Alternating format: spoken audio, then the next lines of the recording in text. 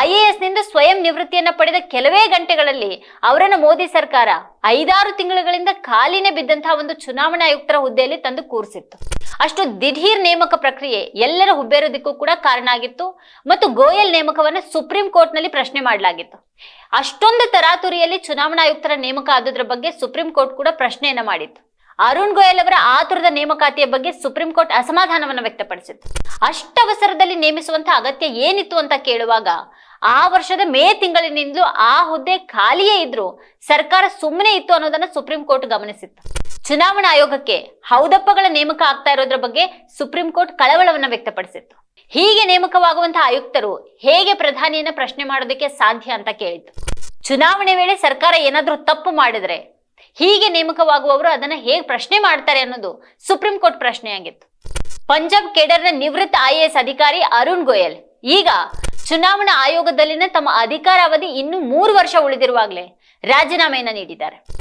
ಈ ಹಿಂದೆಯೂ IAS ಹುದ್ದೆಯಲ್ಲಿ 37 ವರ್ಷಗಳ ನಂತರ ನಿವೃತ್ತರಾಗಲು 1 ತಿಂಗಳಿದ್ದಾಗ 2022 ನವೆಂಬರ್ 18ರಂದು ಸ್ವಯಂ ನಿವೃತ್ತಿಯನ್ನ ಪಡೆದಿದ್ರು. ಮರುದಿನನೇ ನವೆಂಬರ್ 19ರಂದು ಅವರನ್ನ ಚುನಾವಣಾ ಆಯುಕ್ತರನ್ನಾಗಿ ನೇಮಕ ಮಾಡಲಾಯಿತು. 2022 ಮೇ 15ರಿಂದ ಖಾಲಿ ಇದ್ದಂತಹ ಚುನಾವಣಾ ಆಯುಕ್ತರ ಹುದ್ದೆಗೆ ಅವರನ್ನ ನೇಮಕ ಮಾಡಲಾಗಿತ್ತು ಮತ್ತು ಅವರು ನವೆಂಬರ್ 21ರಂದು ಅಧಿಕಾರವನ್ನು ವಹಿಸಿಕೊಂಡಿದ್ರು.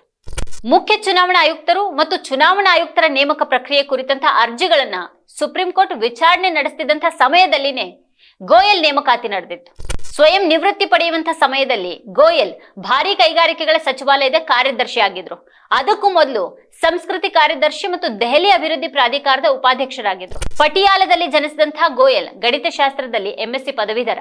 ಚುನಾವಣಾ ಸಿದ್ಧತೆಗಳನ್ನು ಪರಿಶೀಲಿಸಲು ಚುನಾವಣಾ ಆಯೋಗ ದೇಶಾದ್ಯಂತ ಓಡಾಡುವ ಸಮಯದಲ್ಲಿ ಗೋಯಲ್ ರಾಜೀನಾಮೆಯನ್ನ ನೀಡಿದ್ದಾರೆ. ಮತ್ತೊಬ್ಬ ಚುನಾವಣಾ ಆಯುಕ್ತ ಅನೂಪ್ ಚಂದ್ರ ಪಾಂಡೆ ಫೆಬ್ರವರಿಯಲ್ಲಿ ನಿವೃತ್ತರಾಗಿದ್ರು. ಹಾಗೆ ಆಯೋಗದಲ್ಲಿ 1 ಹುದ್ದೆ ಖಾಲಿ ಇದ್ದಾಗಲೇ ಗೋಯಲ್ ಕೂಡ ರಾಜೀನಾಮೆಯನ್ನ ನೀಡಿದ್ದು ಮುಖ್ಯ ಚುನಾವಣಾ ಆಯುಕ್ತ ರಾಜೀವ್ ಕುಮಾರ್ ಮಾತ್ರನೇ ಈಗ ಚುನಾವಣಾ ಆಯೋಗದಲ್ಲಿ ಉಳಿಯುವಂತಾಗಿದೆ. ಅವತ್ತು ಗೋಯಲ್ ನೇಮಕಾತಿ ವಿವಾದದ ಬೆನ್ನಲ್ಲೇ ಕಳೆದ ವರ್ಷದ ಮಾರ್ಚ್ನಲ್ಲಿ ಮುಖ್ಯ ಚುನಾವಣಾ ಆಯುಕ್ತರು ಮತ್ತು ಚುನಾವಣಾ ಆಯುಕ್ತರ ನೇಮಕಕ್ಕೆ ಸುಪ್ರೀಂ ಕೋರ್ಟ್ ಸಮಿತಿಯೊಂದನ್ನು ರಚನೆ ಮಾಡಿತ್ತು. ಅದರ ಪ್ರಕಾರ ಸಮಿತಿಯಲ್ಲಿ ಪ್ರಧಾನಿ, ಪ್ರತಿಪಕ್ಷ ನಾಯಕ ಹಾಗೂ ಸುಪ್ರೀಂ ಕೋರ್ಟ್ ಮುಖ್ಯ ನ್ಯಾಯಾಧೀಶರು ಇರಬೇಕಿತ್ತು. ಆಯುಕ್ತರ ನೇಮಕಕ್ಕೆ ಸುಪ್ರೀಂ ಕೋರ್ಟ್ ರೂಪಿಸಿದಂತಹ ಆ ಸಮಿತಿಯ ಸ್ವರೂಪವನ್ನ ಕೂಡ ಕೇಂದ್ರ ಸರ್ಕಾರ ಸಂಸತ್ತಿನ ಬಲವನ್ನ ಬಳಸಿಕೊಂಡು ಬದಲಿಸಿತ್ತು. CJI ಅವರನ್ನ ಸಮಿತಿಯಿಂದ ಹೊರಗಿಡಲಾಯಿತು. ಪ್ರಧಾನಿ, ಪ್ರತಿಪಕ್ಷ ನಾಯಕ ಹಾಗೂ 3ನೇ ಸದಸ್ಯನಾಗಿ ಪ್ರಧಾನಿಯವರೇ ಸೂಚಿಸುವಂತಹ ಕೇಂದ್ರ ಸಂಪುಟದ ಒಬ್ಬ ಮಂತ್ರಿ ಇರುವಂತೆ ಕಾಯ್ದೆಯನ್ನ ರೂಪಿಸಲಾಯಿತು. ಹಾಗೆ ಸರ್ಕಾರದ ಬಲವೇ ಚುನಾವಣಾ ಆಯುಕ್ತರ ನೇಮಕ ವಿಚಾರದಲ್ಲಿ ಹೆಚ್ಚಾಗುವಂತೆ ಮಾಡಲಾಯಿತು.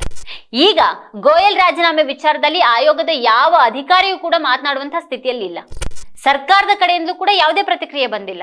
ಕಾನೂನು ಸಚಿವರಾಗ್ಲಿ ಇನ್ನಾವುದೇ ಮಂತ್ರಿಗಳಾಗ್ಲಿ ಇದ್ರ ಬಗ್ಗೆ ಹೇಳಿಕೆಯನ್ನ ನೀಡಿಲ್ಲ.